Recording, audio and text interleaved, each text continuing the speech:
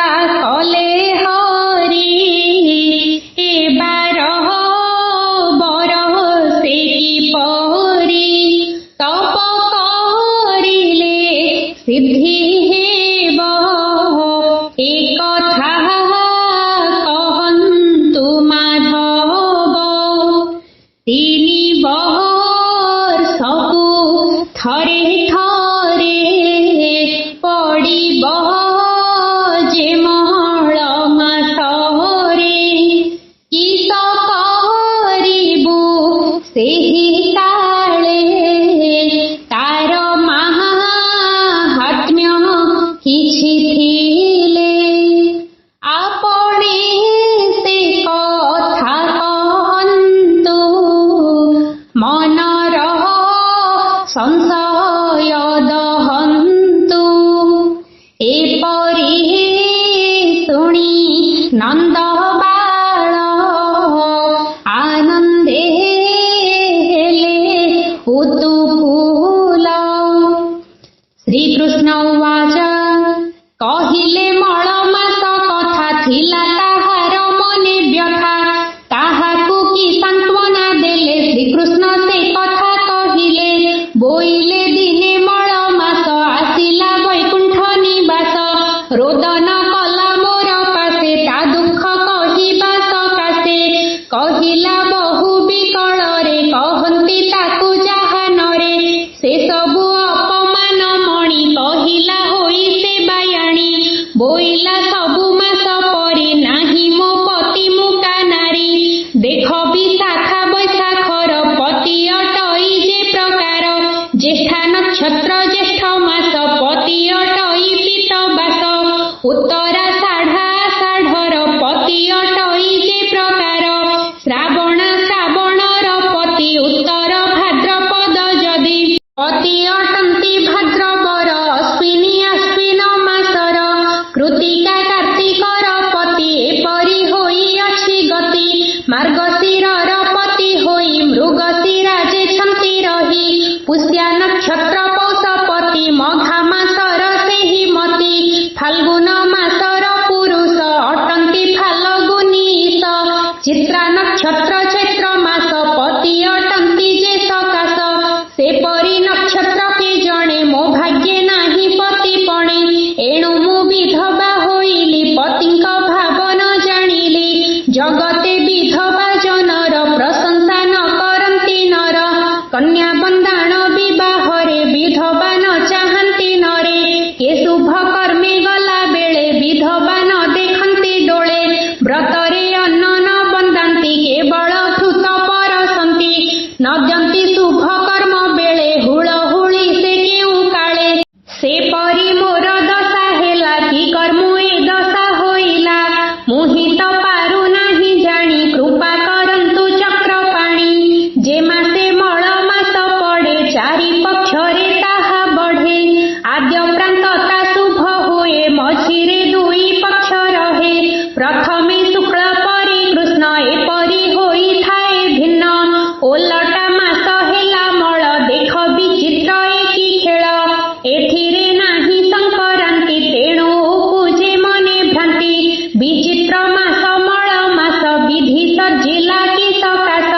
ଆଶ୍ୱିନେ ମଳ ମାସ ହେଲେ ପିତୃଙ୍କୁ ନ ପୂଜନ୍ତି ଜଳେ, ଦେବୀଙ୍କୁ ନ ପୂଜନ୍ତି କେହି କି ଲାଭ ମଳ ମାସ ହୋଇ। ଆଷାଢ଼େ ହେଲେ ମୋ ଆଗତ ଦେହ ତେଜନ୍ତି ଜଗନ୍ନାଥ, ହୁଅଇ ନବ କଳେବର ଧିକ ଜନମ ଭବେ ମୋର। ମଳ ମାସରେ କନ୍ୟା ମାନେ ନ ଯାନ୍ତି ପତିଙ୍କ ସଦନେ, ପତିଙ୍କ ସଦନେ ଯେ ଥାନ୍ତି ପିତୃଗୃହକୁ ନ ଫେରନ୍ତି।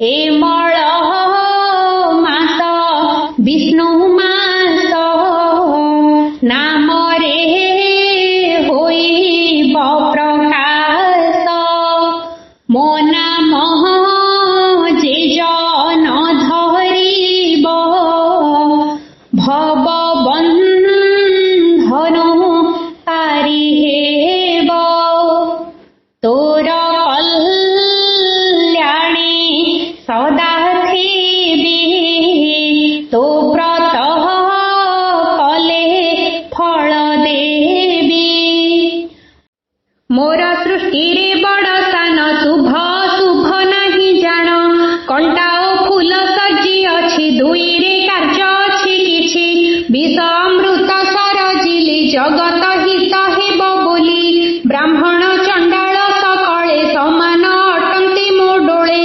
गृहस्थ सन्यासी उभये सुपुण्य लभन्ति सभिये केवल केशान नुहन्ति मनर केवल ए भ्रांति अज्ञानी तत्व न जानन्ति वृथारे निंदा करुथान्ति तोठारे अछि जेते गुण के ताहा करिब वर्णन तोते सर्जना कले मोहि जगत कल्याणर पाई जेहु तो गुण जानिथिबे सहजे संसार तरिबे सबु मासरे काम्य अछि तोठारे ताहा नाही किछि जेहु कामना व्रत करे से जन जान्ति स्वर्गरे पुण्य सरिले फेरुथान्ति एहा हि ता कर्मर प्राप्ति किंतु जे करे तोर व्रत स्वर्गरु न हुअन्ति च्युत अनंत काल स्वर्गे थान्ति तहु वैकुंठ हुए गति एणु अनंत फल पान्ति ज्ञानी ये तो व्रत करन्ति अज्ञानी जानिबे ता काहु माया रे भ्रमु थान्ति सेहु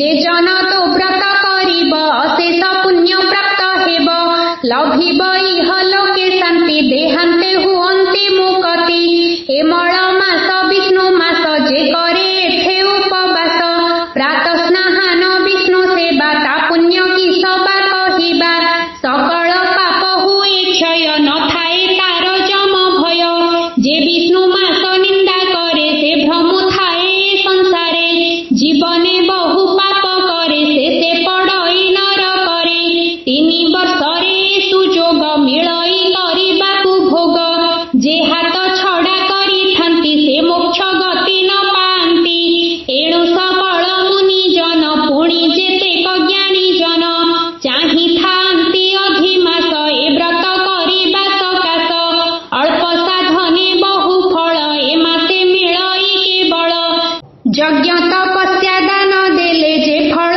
बहु श्रमे मिले केवल स्नान पूजा कले बेले खाइले ताहा मिले एणु सकल मास ठारु ए विष्णु मास अति गुरु ए मासे जे व्रत करन्ति मो पुरे से जन रहन्ति ए मास ठारु पुण्य मास नाही तु कर गो विश्वास कार्तिक बैशाख ए माने नोहिबे तोहर समाने एपरि कहि प्रबोधिली